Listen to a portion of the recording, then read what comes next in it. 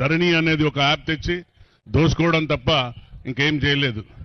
అది ఒక రాత్రే ఓపెన్ అయ్యేదట, ఒక నైట్లో ఓపెన్ అయ్యి ఇక్కడ కలెక్టర్ గారికో లేక అధికారులు ఆదేశిస్తే ఇక్కడ కూడా ఆ ధరణి ఓపెన్ అయ్యేది, ఆ పోర్టల్.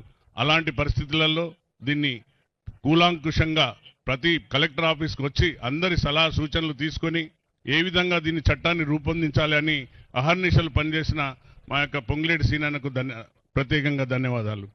మీ అందరికీ తెలుసు సోదరులారా, రెవెన్యూ శాఖ పైన చాలా ఒక అనగారిని మచ్చబడ్డది. ఎందుకంటే ఒక సోదరిని మనం చూసినాం, హైదరాబాద్లో పెట్రోల్ పోసి కాలబెట్టడం జరిగింది.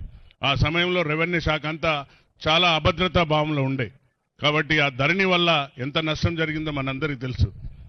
ఎప్పుడు కూడా కాంగ్రెస్ ప్రభుత్వం ఏమైనా చేసిందంటే దీర్ఘకాలిక ఆలోచనతో ప్రజలకు అందుబాటులో ఉండేగా సులభతరంగా ప్రజలపైన ఎలాంటి భారం పడకుండా ఉండే కార్యక్రమాలు చేపడితే తప్ప ప్రజలకు నష్టపరిచే ఏ విధమైన సంక్షేమ పథకాలు చేయదు.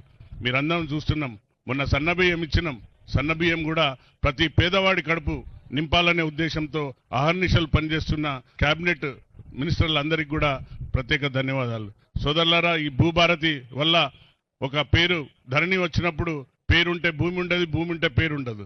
ఇలాంటి పరిస్థితులలో ఎంఆర్ఓ ఆఫీస్ చుట్టూ కోట్ల చుట్టూ తిరిగి చాలా ఇబ్బందులకు గురైన రైతన్నుల కన్నీరు తాకే ఈరోజు రైతుకు అరిష్టం కలిగితే దేశానికి అరిష్టం అన్నారు. అందుకనే రైతుల యొక్క కన్నీరు తాకే ఈ యొక్క బీఆర్ఎస్ ఎలియాస్ టీఆర్ఎస్ కుప్పకూలింది. మీ అందరి ఆశీర్వాదంతో మా రేవంత్ అన్న గారు ఏదైతే మాటిచ్చిండో నిండు సభలలో ఈ ధరణిని తుంగలో తొక్కుతాం, బంగాళాఖాతంలో తొక్కి పడేస్తామన్నారు. అదేవిధంగా చట్టసభల్లో దీన్ని పూర్తిగా విశ్వాసంతో రూపొందించి తయారు చేసిన ఆ యొక్క టీం మెంబర్లకు అందరికీ మరొకసారి